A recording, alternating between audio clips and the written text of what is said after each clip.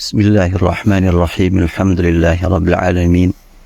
Wassalatu wassalamu ala asyrafil mursalin habibina wa syafi'ina maulana Muhammadin wa ala alihi wa ashabihi wa man ittaba'ahu ila yaumiddin. Hamba-hamba Allah, assalamualaikum warahmatullahi wabarakatuh. Qala Allah Ta'ala fil Qur'anil Azim, a'udzu billahi minasy syaithanir rajim. وَمَا آتَاكُمُ الرَّسُولُ فَخُذُوهُ وَمَا نَهَاكُمْ عَنْهُ فَانْتَهُوا وَاتَّقُوا اللَّهَ إِنَّ اللَّهَ شَدِيدُ الْعِقَابِ. Kembali kita menggali dan menghayati, mentadabburi surat Al-Hasyr ayat ke-7. وَمَا آتَاكُمُ الرَّسُولُ, apapun yang Rasul datangkan padamu, fakhudhu, maka ambillah. Bukan sekadar terima, tapi ambil dengan segala upaya untuk didapat. Wa ma nahakum anhu fantahu, dan apa yang Rasulullah larang dari kamu, fantahu, maka hentikanlah. Wattaqullah, bertakwalah kepada Allah dalam melaksanakan apa yang diperintahkan Rasul dan dalam menjauhi apa yang dilarang Rasul, dan bertakwalah kepada Allah saat menghadapi yang tidak ada larangannya dan tidak ada perintahnya. Dan yang ketiga ini tentu paling banyak dalam kehidupan kita sehari-hari. Perintah tidak ada, larangan pun tidak ada. Masuknya kemana, disitulah yang harus kita gali bersama, kita kaji bersama. Inna Allah syadidul iqab. Allah, sungguhnya Allah adalah sangat keras sekali siksanya. Pada seri pertama sudah disampaikan tentang satu hadis yang berbicara tentang bid'ah riwayat Muslim. Kita ulang kembali sekilas. Rasul bersabda sambil mengangkat kedua tangannya, kedua jarinya. Beliau bersabda, "Amma ba'du, fa inna khairal hadithi kitabullah. Wa khairal huda Muhammadin, wa syarrul umuri muhdatsatuha, wa kullu bid'atin dhalalah." Hadis yang riwayat Muslim menyatakan seburuk-buruk urusan adalah yang baru-barunya, dan setiap bid'ah adalah dhalalah. Bila kita mau membatasi mana al-umur, maka tentunya bid'ah juga harus dibatasi, dan nanti makna dhalalahnya pun harus dibatasi. Apabila kita tidak membatasinya, semuanya jangan dibatasi. Kita hubungkan dengan hadis riwayat An-Nasai yang lebih panjang, dari mulai kalimat wa syarrul umuri muhdatsatuha, wa kullu muhdatsatin bid'atun, wa kullu bid'atin dhalalah, wa kullu dhalalatin finnar. Apakah akan kita bebaskan tanpa batas semua urusan mengandung bahaya, dan yang paling bahaya yang baru-barunya. Semua yang baru bid'ah, dan setiap bid'ah dhalalah, tanpa ada batasan makna bid'ah. Pokoknya semua yang tidak ada contoh bid'ah. Tentu dalam hal ini meliputi yang berhubungan dengan masalah pemikiran, keyakinan, dan perbuatan yang dirasakan, yang diyakini, yang dipahami. Yang baru-baru adalah bid'ah, dan setiap bid'ah adalah dhalalah. Mau dipahami secara bebas, setiap bid'ah adalah dhalalah, sesat semuanya. Dan kullu dhalalatin finnar, setiap sesat finnar. Kalau kita pahami tanpa batas, tentunya surga tidak ada penghuninya, semuanya finnar, kecuali hanya para rasul, para nabi saja yang akan menempati surga. Sebab semua kita pasti mengalami dhalalah, bagaimanapun. Arti dhalalah adalah sesat. Banyak orang yang tersesat jalan, terlambat datang ke satu acara. Kenapa terlambat? Tersesat. Apakah termasuk yang kena hukuman, kena ancaman finnar? Pasti semua orang berkata, oh enggak masuk. Jadi kalau begitu, dolalah mau diberi makna secara mutlak atau mau dibatasi. Kita lanjutkan kajian makna kullu dolalatin finnar, kullu bid'atin dolalah. Bila mau kita batasi, bagaimana cara membatasinya? Kita gali surat Al-Kahfi ayat 79. A'udzu billahi minasyaitonir rajim. أما السفينة فكانت لمساكين يعملون في البحر فأردت أن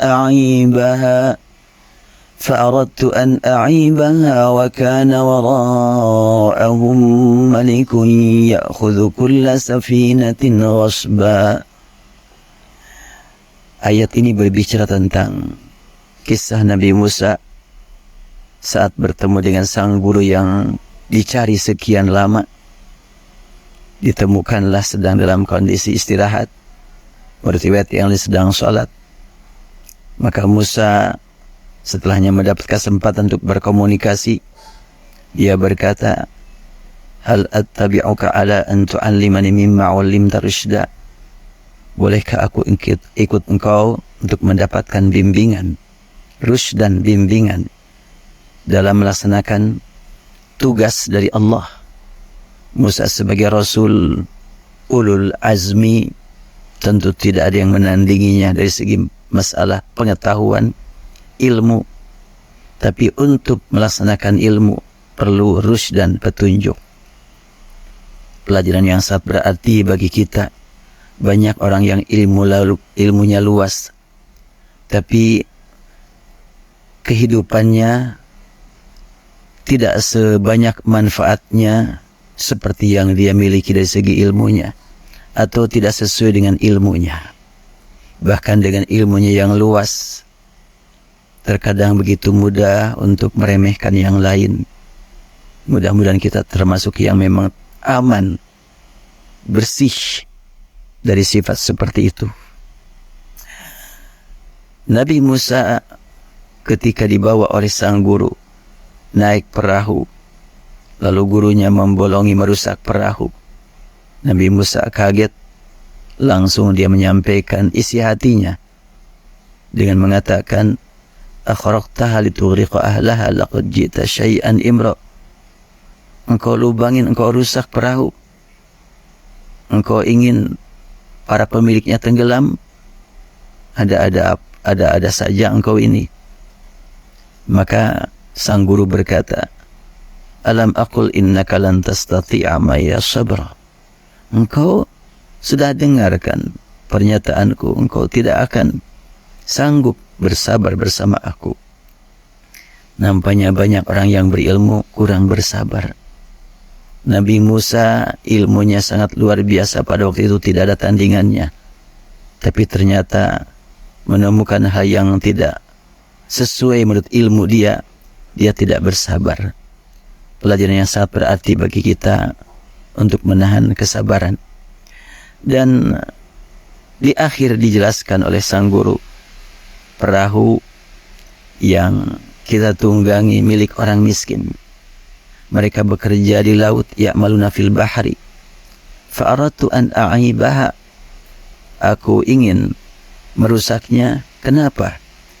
Wa kana wara'ahum malik. Karena di belakang mereka ada raja. Ya'khudhu kulla safinatin ghasba. Yang mengambil setiap perahu dengan brutal. Tanpa ampun diambil saja setiap perahu. Ya, sampai di sini perlu kita bernapas, ya. Apa maksudnya? Dia merusak perahu dengan alasan di belakang ada raja yang mengambil setiap perahu. Apakah biar diambil sudah rusak atau bagaimana?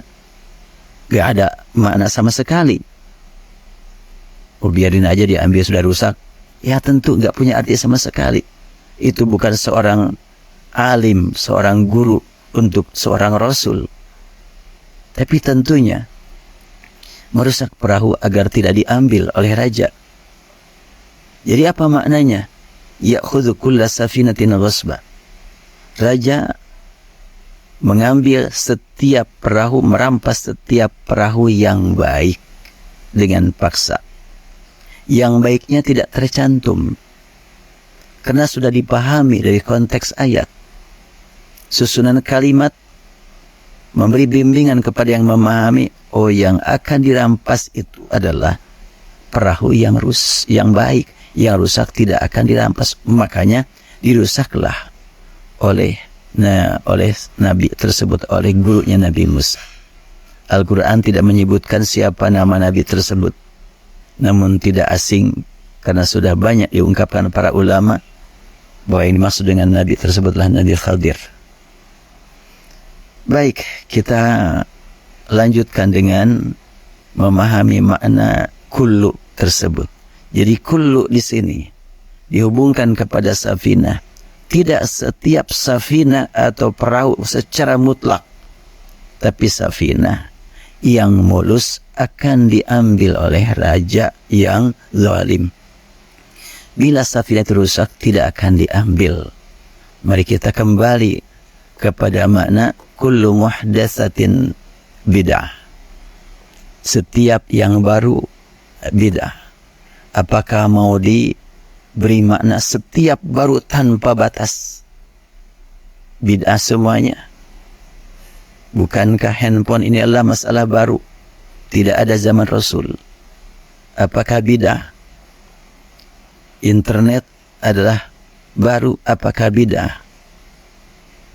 Hampir semua pengkaji sunnah menyatakan, oh jangan dihubung-hubungkan dengan masalah dunia. Tapi ini urusan masalah ibadah, berarti dibatasi kan? Yang membatasi siapa? Apakah Rasul? Enggak. Rasul bersabda kullu muhdatsatin. Rasul tidak bersabda kullu muhdatsatin fil ibadah atau fit ta'abbud, tapi kullu muhdatsatin, meliputi semua yang baru-baru, yang dulu tidak ada, sekarang ada, muhdatsah semuanya. Namun hampir sepakat memahami muhdatsah adalah yang baru. Atas dasar apa? Biasanya suka menggunakan hadis, dan hadisnya sahih, riwayat Bukhari, riwayat Muslim. Rasulullah SAW bersabda, man ahdatsa fi amrina hadza ma laysa fihi fahuwa raddun. Itu hadis riwayat Bukhari. Hadis riwayat Muslim, man ahdatsa fi amrina hadza ma laysa minhu fahuwa raddun. Dari Aisyah, dua-duanya. Apa maknanya? Ada kata raddun di akhir. Man ahdatsa, siapa yang membuat yang baru, fi amrina, dalam urusan kami. Tadi ada kalimat wasyarrul umur, ya, segala dan seburuk-buruk urusan, muhdatsatuha, yang baru-barunya. Di sini man ahdatsa fi amrina, siapa yang membuat baru dalam urusan kami, hadza, ini, ma laisa fihi, yang tidak ada hubungan dengan yang di dalamnya, fawaradun, maka ditolak. Kemudian riwayat Muslim, man ahdatsa fi amrina hadza ma laisa minhu,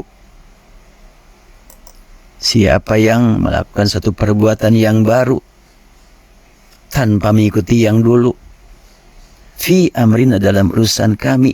Urusan apa? Pokoknya urusan kami. Ma laisa minhu, yang tidak diambil dari situ, yang tidak ada hubungan dengan dengan amrina, fawardun, maka ditolak. 3 hal yang membuat tertolak. Baru, urusan kami tidak ada di dalamnya, atau tidak ada hubungan dengan isinya. Ada minhu, ada fihi. Bagaimana kalau sekiranya baru dalam urusan kami, tapi masih ada kaitan dengan di dalamnya. Apakah raddun? Apakah tertolak? Ini nampaknya yang penting untuk kita gali lebih dalam. Qiyam Ramadan, salat setiap malam, itu tidak dipraktikkan Rasul. Rasul tidak mengajarkan salat malam Ramadan berjamaah terus. Apalagi diberi nama yang unik, yang baru. Di zaman Rasul tidak dikenal nama itu, yaitu tarawih. Apakah raddun? Ternyata semua ulama di dunia tidak ada yang membantah. Bahkan semuanya menganjurkan dan mencontohkan kepada umat. Berarti tidak raddun. Padahal itu baru. Di zaman Rasul tidak ada salat berjamaah setiap malam pada bulan Ramadan. Namun ada minhu, ada dari Rasul, karena Rasul pernah 3 kali. Kemudian fihi, karena adalah salat malam, sudah jelas dalilnya. Wa minal laili fatahajjad bih. Sehingga tidak raddun, walaupun itu baru. Namun demikian, Umar bin Khattab radhiyallahu anhu memandang dengan kalimat yang boleh jadi buat kita perlu waktu untuk memahaminya.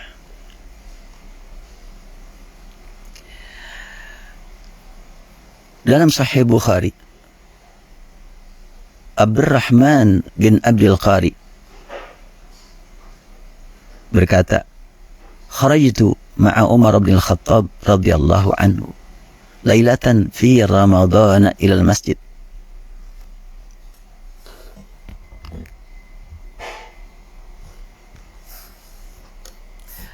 Kata Abdurrahman bin Abdul Qari,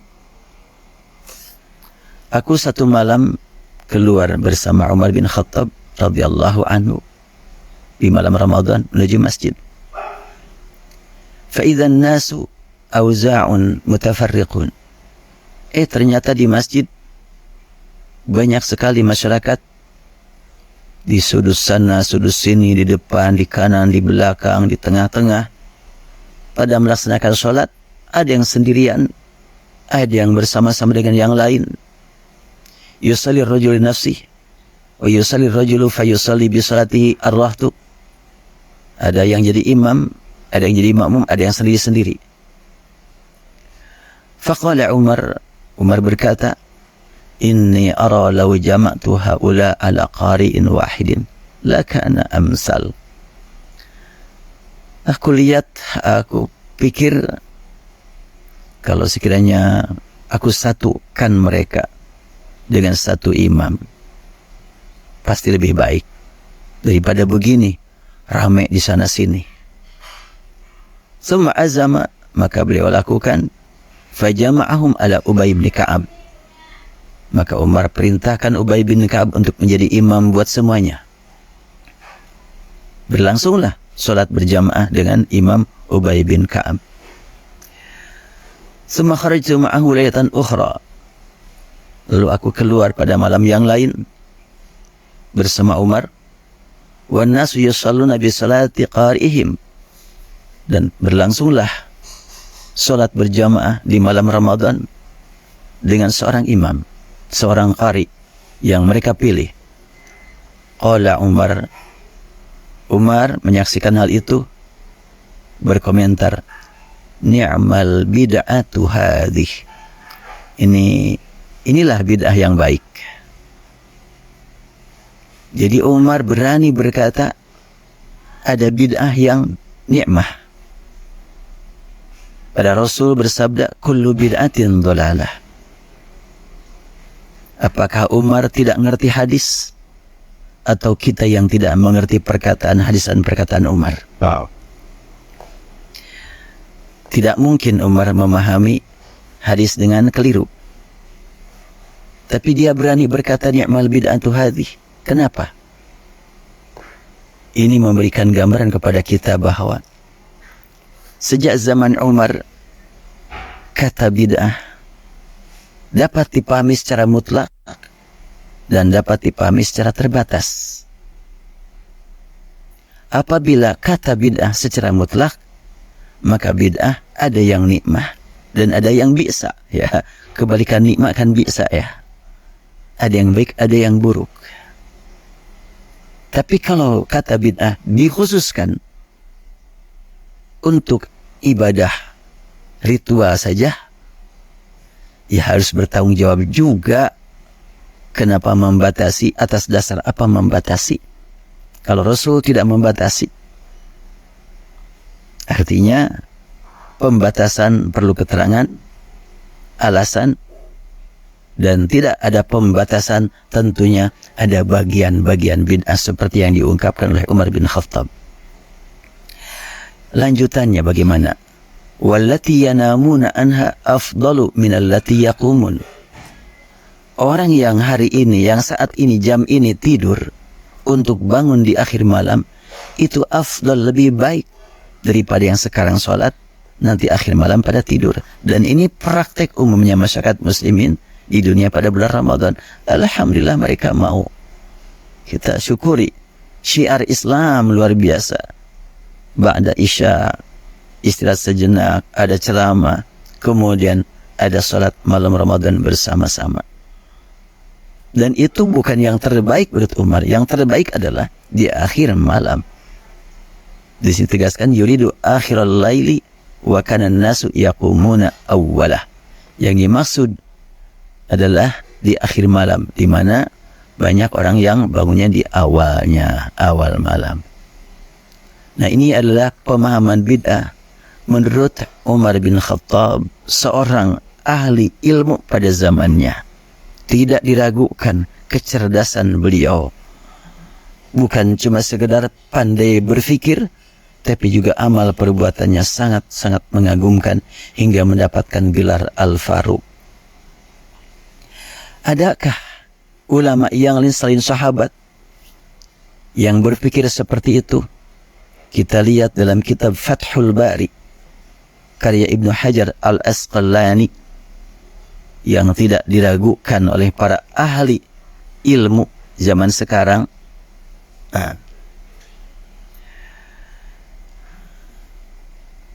Ini terputus nih. Ada yang kehapus. Oh ya, enggak, sampai sini aja lah, enggak apa-apa. Dalam Fathul Bari jilid 13 halaman 253. Bisa dibuka sekarang juga Fathul Bari, ada di perpustakaan Persis NU, Muhammadiyah, Salafi, Hizbut Tahrir, Jamaah Tabligh, ya, Al-Wasliyah, Al-Irsyad. Tidak asing kitab Fathul Bari, yaitu syarah Sahih Bukhari. Dibuka jilid 13 halaman 253. Atau mungkin ada beda cetakan, mungkin saja berbeda. Qala Syafi'i al-bid'atu bid'atani mahmudatun wa madhmumah. Syafi'i berkata bid'ah ada dua. Ada yang terpuji, ada yang tercela. Fama waqafa faqas sunnah fahuwa mahmudun wa ma khalafa fahuwa madhmumun. Yang sesuai dengan sunnah terpuji, yang menyalahi sunnah adalah tercela. Lah, kenapa kok bisa begini? Bagaimana mungkin ada bid'ah sesuai dengan sunnah? Bukankah bid'ah lawan sunnah? Kalau ada pertanyaan seperti itu, ya, pada pertemuan yang lalu pernah saya angkat. Bid'ah itu perbuatan yang tidak ada contoh. Lawannya adalah ikut contoh. Entah yang memberi contoh itu Rasul atau yang lain, itu bukan bid'ah kalau ada contoh. Atau dengan bahasa rendahnya adalah taklid, ikut-ikutan, itu tidak bid'ah. Yang membuat baru tanpa contoh itu bid'ah. Nah, Al-Imam Syafi'i tentunya memandang bahwa kalimat kullu bid'atin secara mutlak termasuk masalah sholat, saum, zakat, haji, dakwah, teknologi, internet, Kalau umpamanya ada yang baru, itu bid'ah. Untuk sholat harus ikut Rasul. Saum ikut Rasul, ikut Al-Quran, petunjuknya sudah ada. Masalah teknologi tidak ada contohnya. Dan sekarang sudah dinikmati oleh seluruh umat manusia di seluruh dunia. Tanpa contoh adalah bid'ah. Makanya Imam Syafi'i menyebutkan itu adalah mahmudah, terpuji, karena tidak bertentangan dengan sunnah Nabi. Yang bertentangan adalah madhmum. Baik, inilah pertemuan kedua. InsyaAllah nanti setelahnya kita bahas makna bid'ah, makna dhalalah. Apa makna dhalalah? Kalau muhdatsah ada umum, ada khusus. Bid'ah ada umum, ada khusus. Apakah ada dhalalah yang tidak masuk neraka? InsyaAllah pada pertemuan berikutnya. Saya cukup sampai di sini. Semoga bermanfaat. Assalamualaikum warahmatullahi wabarakatuh.